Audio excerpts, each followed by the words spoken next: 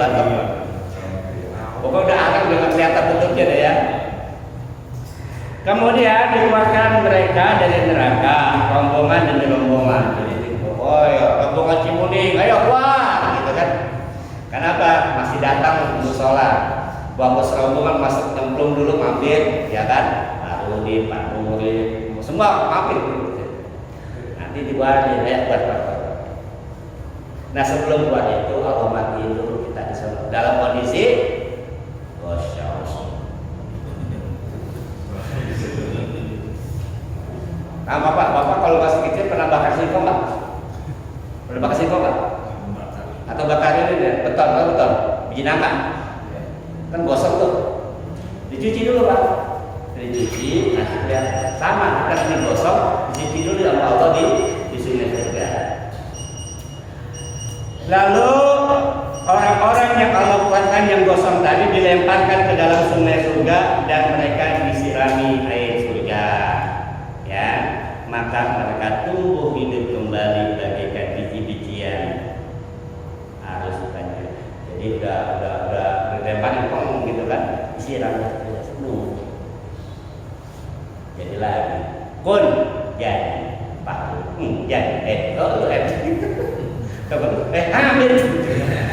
Pokoknya kalau kita disiram dan ngomong semua tuh, kita oke ngomong semua. Ya masih mending pak begitu mah, ya. Dia cuma jangan berharap hampir. La ilaha illallah pak. Katanya doang saat di neraka, katanya aku saat di neraka. Ada tuh aku 9 mau apa mau masuk neraka. Ada kan ya? Aku dikeluarin, gak ada kagak tahu. Ya, itu kan kita bahas. Kita kalau bahas masa sisa neraka udah gede banget ya. Kemudian kata Allah dalam Al-Quran, wanada ya Malik liyaqdi alaina rabbuk qala innakum makithun. Mereka berseru, hai Malik, sama malaikat Malik penjaga neraka ini.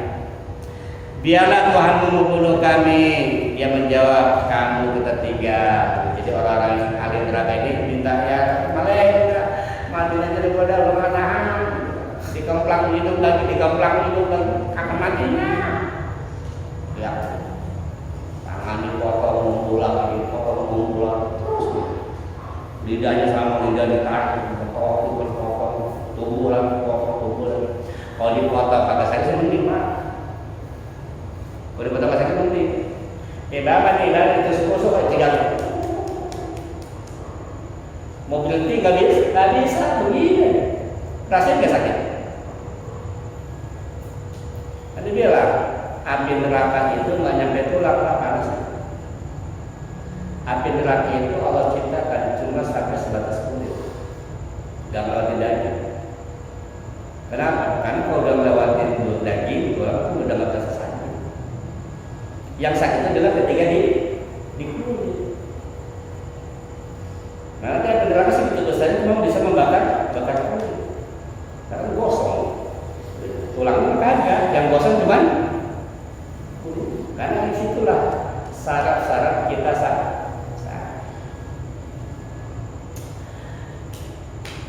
La yuqda 'alaihim fayamutu wa la yukhafu 'anhum min 'adabiha.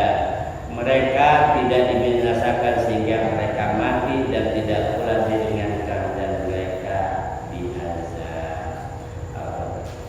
Jadi intinya satu bahwa nanti itu Allah Subhanahu wa taala dalam ayat ini menyuruh kita untuk memberikan peringatan. Ingatin orang-orang tuh, kasih tahu. Betul kan? Kasih tahu. Nah setelah kita kasih peringatan, nanti ada dua golongan manusia.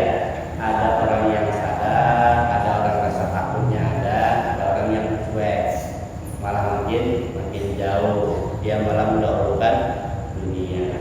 Nah nanti setelah masuk dimati oleh Allah, mereka masuk neraka. Yang pertama, yang kedua, manusia itu hidup 2-3 kali. Buat orang mukmin 2 kali, buat orang kafir. Orang mukmin kapan? Hidup itu di dunia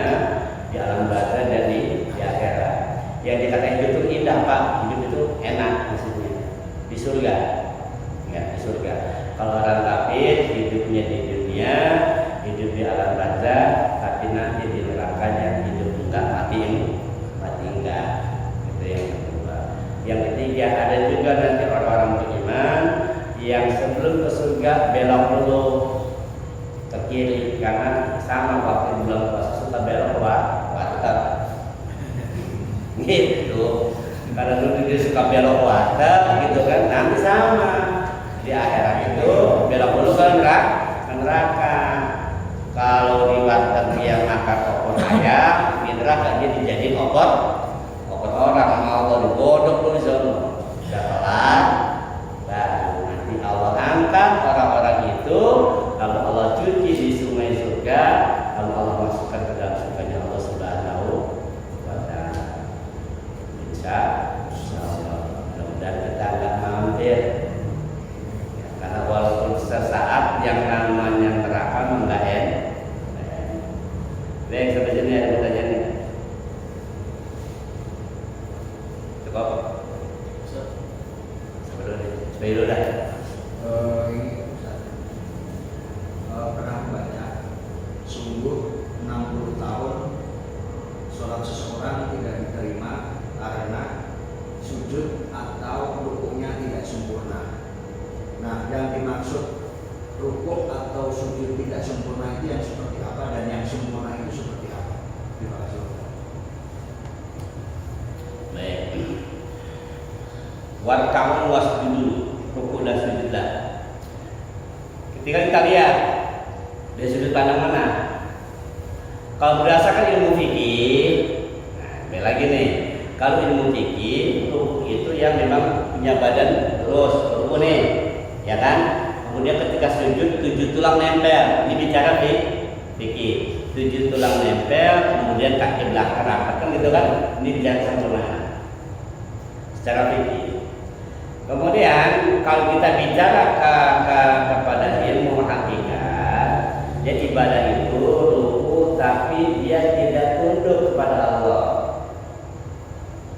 Ruku ruku tapi sering menekak, itu rukunya nggak berdekat. Sujud sujud tapi nggak ada takutnya sama Allah, syukurnya kurang. Jadi yang menurut ruku dan sujud di sini adalah orang-orang yang memang benar-benar menghambakan diri kepada Allah, kemudian dia ruku dan sujud benar-benar ikhlas karena Allah, bukan karena yang lain. Karena ada juga orang-orang yang mengejar gerakan, rukunya pengen dibilang sempurna, akhirnya itu yang dikejar. Jadi itu yang ada di dalam sholatnya, bukan Allahnya.